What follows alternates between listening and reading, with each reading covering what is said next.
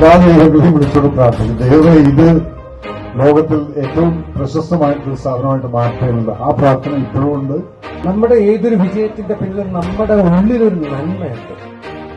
അത്തരം വളരെ നന്മയുള്ള, അതായത് 2 ദിവസം കൊണ്ട് തന്നെ എനിക്ക് തോന്നുന്നു എല്ലാ ചരിത്രവും കൂടെ ഇപ്പൊ ഈ കണ്ട കണ്ണുനീർ എന്ന് പറയുന്നത് ഉള്ളിൽ നിന്ന് വന്നതാണ്. ദൈവാനുഗ്രഹത്തിൽ വളർന്നു പോട്ടെ എന്ന് ഞാൻ പ്രാർത്ഥിക്കുന്നു.